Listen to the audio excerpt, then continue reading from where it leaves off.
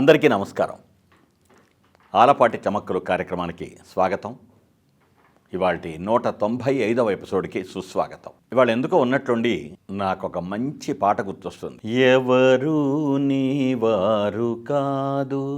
ఎన్నో దశాబ్దాల క్రితం జీవితానికి సంబంధించినటువంటి ఒక ముఖ్యమైన సన్నివేశంలో వచ్చినటువంటి పాట అది.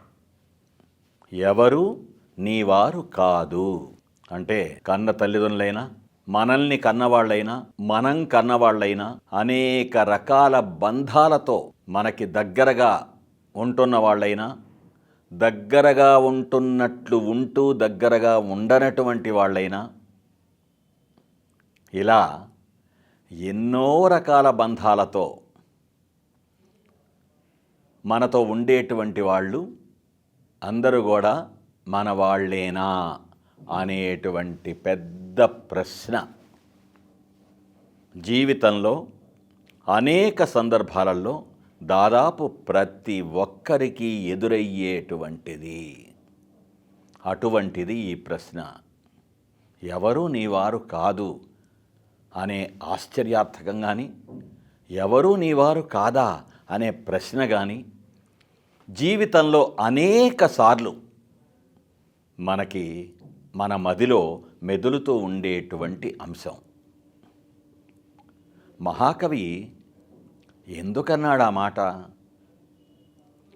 అనేక రకాల బంధాలతో, కొన్ని జన్మతః వచ్చినవి, కొన్ని వివాహంతో వచ్చేవి, కొన్ని అనేక రకరకాల బంధాల మూలంగా ఏర్పడేవి, ఇలా అనేక రకాల చుట్టరికాలు ఏవైతే ఉంటాయో, బంధుత్వాలు ఏవైతే ఉంటాయో, ఇవన్నీ కూడా ఏది నిజం ఏది కాదు అనేటువంటి ఒక మీమాంస, ఒక సందిగ్ధం అనేక సార్లు మనల్ని పలకరిస్తూ ఉంటుంది. యాంత్రిక జీవితంతో వేగంగా అడుగులు వేస్తున్నటువంటి మనం ఈ లోపల నుండి వచ్చేటువంటి కొన్ని వాణీ సంబంధమైనటువంటి మాటలని పట్టించుకోం.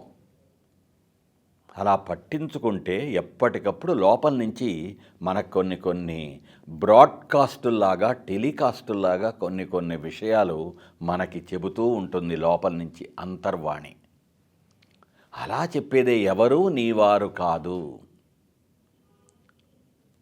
నీ భార్య అయినా, అంతకుముందు నీ తల్లిదండ్రులైనా, నీ తోడబుట్టిన వాళ్ళైనా, నువ్వు కన్నవాళ్ళైనా, నువ్వు కన్నవాళ్ళకి సంబంధించినటువంటి అనేక మంది అయినా, అందరూ ఎవరి పాత్ర వాళ్ళు పోషిస్తూ, ఎవరి గొప్పతనాన్ని వాళ్ళు పెంచుకోవడానికి ప్రయత్నం చేస్తూ, ఎవరి స్వార్థాన్ని వాళ్ళు సాధించుకోవడానికి ప్రయత్నం చేసేవాళ్లే కానీ నీ గురించి ఆలోచించేవాళ్ళు ఎవరు అని గనక నిజంగా ఆలోచిస్తే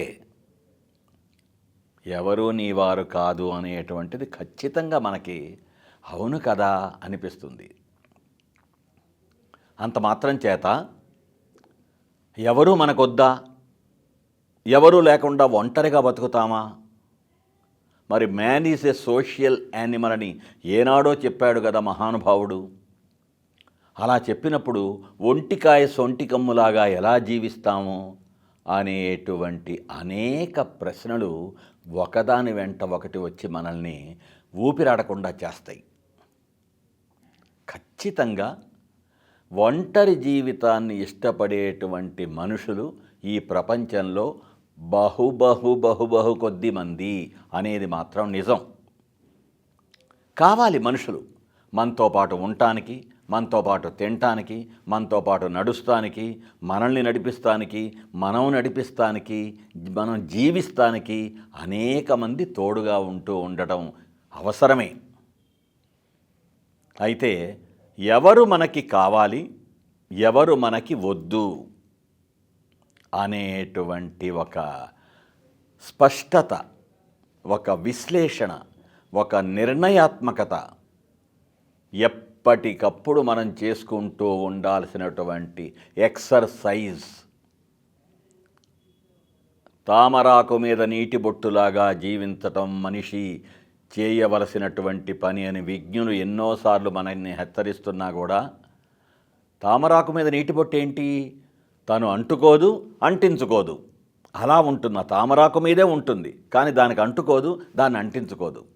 ఆ విధంగా మనకి ఈ జీవిత ప్రయాణంలో తోడయ్యేటువంటి వివిధ రకాల బంధాల రీత్యా దగ్గరవుతుండేటువంటి మనుషుల్ని ఎవరిని ఎంతవరకు ఉంచాలి అనేటువంటిది మనం నేర్చుకోగలిగితే మరిన్ని ఇబ్బందుల పాలు కాకుండా మనం జీవించవచ్చు అనేది విజ్ఞులు మనకి నేర్పినటువంటి జీవిత పాఠం. అనేకసార్లు మన పెద్దవాళ్ళు మనకి చెప్పినటువంటి మాటలు గుర్తొస్తుంటే, ఏనాడో వాళ్ళు చెప్పారు కదా, వాళ్ళకేం పని పాట లేకుండా చెప్పారా? తాము అనుభవించినటువంటి కష్టాలు తమ తర్వాతి తరాల వాళ్ళు అనుభవించకుండా ఉండాలి, వాటి బారిన వాళ్ళు పడకుండా హాయిగా ఉండాలి అనేటువంటి ముందు చూపుతో, ఒక అనుగ్రహ బుద్ధితో, ఒక ఆప్యాయతతో పెద్దవాళ్ళు మనకు చెప్పారు. అలాగే ఎవరికెవరు ఈ లోకంలో, ఎవరికి ఎవరు, ఎవరికి ఎరుక అనేటువంటి పాట కూడా మనకుంటుంది. ఏ దారెటు పోతుందో ఎవరినీ అడగక, మనతో ఉంటున్నట్లుగా ఉండేటువంటి వాళ్ళంతా మనతో ఉన్న వాళ్ళేనా, ఉంటున్న వాళ్ళేనా, ఉండాల్సిన వాళ్ళేనా, ఇటువంటి ప్రశ్నలు గనక మనం వేసుకుంటే పిచ్చెక్కిపోద్ది. అదేంటి, నా ముందు అలా మాట్లాడాడు ఆయన, నా వెనకాల ఎలా చేశాడా, నాతోనేమన్నా అంత నటించాడు, నాకే గొయ్యి తవ్వాడా, నా పరపతి తగ్గించే ప్రయత్నం చేశాడా, నా వాళ్లతో ఆయన పాచికలాడా, చెస్ ఆడి నన్నే ఇబ్బందుల పాలు చేశాడా అని ప్రతి ఒక్కరికి కనువిప్పు కలిగేటువంటి సన్నివేశాలు జీవితంలో ఎన్నో ఉంటాయి. కాబట్టి మనిషి జీవితంలో బంధాలు చాలా అవసరం. ఎందుకంటే మనిషి ఒంటరి జీవితాన్ని గడపడానికి సుముఖుడుగా ఉండలేడు. కాబట్టి బంధాలు అవసరం. అయితే ఆ బంధాలలో ఏవి అసలువి, ఏవి నకిలీవి, ఎంతవరకు ఏ బంధం అవసరం అనేటువంటి విషయంలో మనకు ఒక స్పష్టత ఉంటే, ఇంటి నిండా పేరుకుపోయేటువంటి చెత్తని వదిలించుకోకుండా కష్టపడుతూ ఉంటామే, ఆ విధంగా ఈ బంధాలలో చిక్కుకుపోయి కష్టపడటం కూడా ఖాయం. కాబట్టి బంధాలు అవసరమే కానీ, బంధుత్వాలు అవసరమే కానీ, బంధువులు అవసరమే కానీ, మనతో మనుషులు అవసరమే కానీ, ఏ మనుషులు ఎంతవరకు అనేటువంటి ఒక చిన్న ఆలోచన మనం అప్పుడప్పుడు చేసుకుంటూ ఉంటే, బంధువులంటే రాబందులరా బాబోయ్ అని ఏనాడో మన పెద్దవాళ్ళు చెప్పినటువంటి దాని బారిన పడకుండా మనం జీవించగలుగుతాం. ఆలోచిద్దామా? మళ్ళీ వచ్చే ఎపిసోడ్లో కలుసుకుందాం. అంతవరకు సెలవు. Say love. ప్రేమతో మీ ఆలపాటి.